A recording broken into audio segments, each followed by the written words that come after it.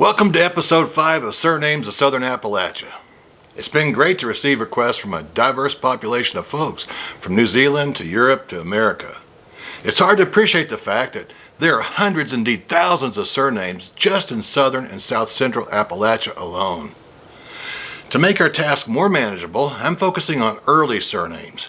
Each of the names we'll examine today was requested by folks in our community. In case you missed the 2 previous videos on surnames, I'll post links to them in the comments section. Today on the Vantage Point then, we are going to jump right in and look at the origins and meanings of 11 common and not so common, yet early Southern Appalachian surnames. I hope you'll join me. Let's get started. Number 1, Hale. Hale is an Anglo-Saxon name. It could have at least 2 meanings. Among the Anglo-Saxons, it was used to identify a dweller at a slope or corner of a piece of property. It could also be derived from the personal name Hale, meaning man or hero. The name is not the same as the Irish McHale. Without the prefix, Hale in Ireland is regarded as an English locative name and found mostly in Northern Ireland. The name in Scotland could well have another origin. I say that because the name appears in the records in 1296. Michel de Hale, which sounds Norman French, rendered homage to Edward I, William Wallace's nemesis. The surname most likely spread to other countries from England, Scotland, or Ulster. Number 2, Zwingli, Swingley or Singley. This surname is not of English, Scottish, Irish, or Welsh origin. It's a German-Swiss name. The most famous person with the name Zwingli that I can recall is Ulrich Zwingli. Zwingli was born in Wildhaus, Switzerland in 1484. He died in 1581. He was famous for leading the northern Swiss Reformation. He was something of a contemporary of Martin Luther and was influenced by him, but they debated the doctrine of the real presence of Jesus in the Eucharist. Luther, who believed in consubstantiation, believed that Christ's body and blood were present in the elements of the Eucharist, but Zwingli thought that Christ's presence was of a spiritual nature, not a physical one. The surname most likely spread directly from the continent. Number 3, Colvin. MacLeisic describes Colvin as an Anglo-Saxon name with a limited presence in Ireland. It's more often found in Ulster.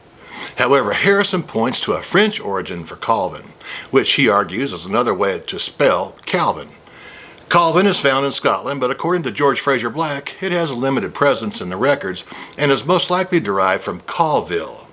Based on these facts, it looks like England is the most likely homeland for the ancestors of the Colvin families in America and the Commonwealth. Number 4, Pepper. Have you ever heard of a pepperer? Perhaps you have thought of becoming one. Well, a pepperer is or was an old Anglo-Saxon name for one who dealt or sells peppers, hence the name Pepper.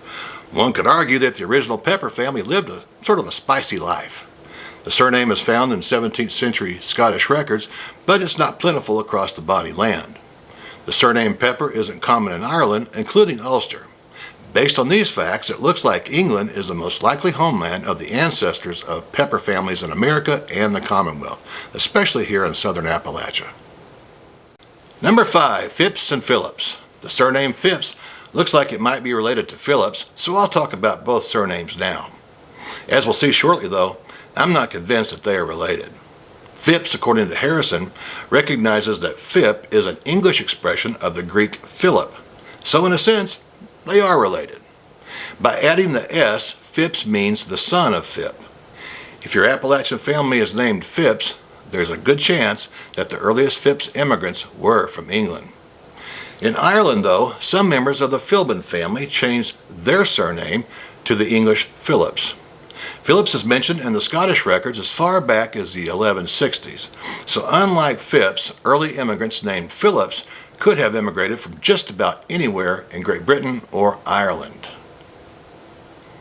Number 6, Warren. One of my best friends when I was a kid was named Gary Warren.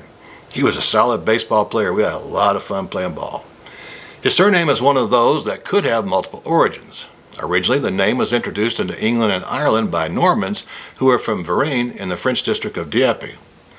The name appears in the Scottish records as early as 1231. The earliest Warren families in Ireland settled in the Pale, that's an area around Greater Dublin. Over time, they became Hibernised. so they are as Irish as an O'Toole. Also in Ireland, County Kerry to be precise, families of Murname changed their name to Warren. If your Appalachian family is named Warren, there's a good chance that the earliest bearers of your family name were from England, Ireland, or Scotland. Number 7, Osmus. The German Osmus family was among the earliest families to settle in southern Appalachian mountains.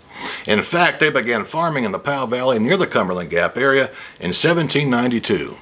The family practiced a conservative brand of Christianity. We might call them Anabaptists. As Dunkards, they were among the first Americans in the South to stress the importance of believer baptism. One of the reasons why the Baptist Church is so popular in the South is because, unlike Presbyterians and Methodists, Baptists did not require a seminary education to serve as a local pastor. After a while, labels like Anabaptist and Dunkard were dropped for the simpler name Baptist. Number 8, Quinn. The surname Quinn is unmistakably Irish. They're members of the O'Quinn or Quinn family living in England, Scotland, and Wales, but it is most numerous in County Tyrone and, to a lesser extent, across the Emerald Isle. County Tyrone is one of 9 counties that make up Ulster, and it is one of 6 counties that comprise Northern Ireland. County Tyrone is the home of the Sperrin Mountains that rise about 2,000 feet above the local farmlands. It's also the home of the Ulster American Folk Park. I highly recommend a visit to the Folk Park if you have roots in Ulster or Ireland. As the name of the Folk Park suggests, Quinn families in America and the Commonwealth most likely have roots in Ireland. Number 9, Monroe. As is the case of many popular surnames in Ireland or Scotland, Monroe is found in England and Wales. However, Monroe is a Scottish name that was given to immigrants from County Derry in Ireland. According to George Fraser Black, Monroe identified a man from Roe. Roe's a river in County Derry in Northern Ireland. On the other hand, Harrison acknowledges the Celtic origins of Monroe, while claiming the surname was given to a dweller at a red morass. They're both water bodies. If your Appalachian family is named Monroe, there's a good chance that the earliest bearers of your family name were from Scotland. Number 10, Gerald or Gerald. The Gerald surname belongs to a prominent family in extreme southwestern Virginia. Gerald must be an American iteration of Gerald because that spelling is not found in the surname books authored by McLysick, Black, Bell, or Harrison. Based on phonics, I contend that this apparent Anglo-Saxon surname was derived from the Old German Gerhard, which meant spear brave. Number 11, Mooney. If you're a fan of Loretta Lynn, you might recall that her husband Doolittle was given the nickname Mooney because of his involvement with moonshine. Just like moonshine, the surname Mooney is of Irish Celtic origin. However, according to McLysick, it has multiple origins on the Emerald Isle in an equal number of meanings that range from dumb to wealthy. The surname is not common in England or Scotland, so Americans with this surname can be confident that their family name comes from one of several distinct septs in Ireland. Well, friends, that's all I have for you today. I hope you got something meaningful out of our discussion. If you did, please like, share, and subscribe to the channel. And please note that the Vantage Point has 72 videos posted already on YouTube. They feature a variety of topics that involve history and geography, while sometimes touching on a current event that should be seen through a historical lens. I invite you to check them out. In the meantime, I look forward to seeing you again here on the Vantage Point. God bless you and yours. Bye-bye.